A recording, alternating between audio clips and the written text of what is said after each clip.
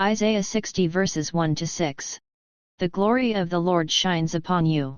Rise up in splendor, Jerusalem. Your light has come.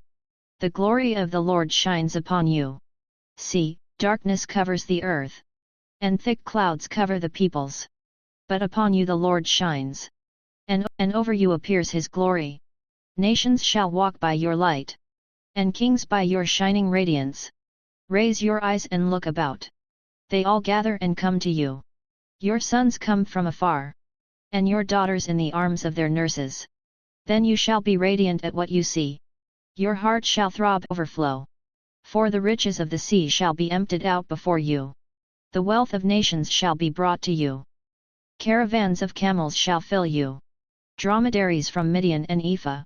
All from Sheba shall come, bearing gold and frankincense, and proclaiming the praises of the Lord. The word Lord. At the time of this writing, Jerusalem was in ruins. This reading is considered a prophecy of the salvation of God's people both then and in the future. The long night of Israel's suffering is over, and the Lord's light, the glory of the Lord, will bring a new day. The word used in verse 3 for brightness, came to be used as the name for the planet Venus, which is the morning star, and thus is symbolic of Christ bringing light into a world of darkness. Second, the wealth of the nations will flow into Jerusalem. The temple will be rebuilt and become a huge commercial center. The temple became so wealthy that in 70 AD, when it was destroyed, the gold was removed and entered the economy. It depressed the price of gold.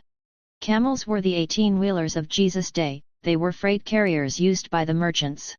If a person had many camels, they were considered to be wealthy. When the reading says, "A multitude of camels shall cover you," it means that wealth would be returning to Jerusalem. Abraham, the father of Israel, took a second wife whose name was Keturah, who gave birth to Midian and Sheba. Midian in turn fathered Ephah. Midian became a nomadic Arabian tribe who had traded with Israel since the time of Moses.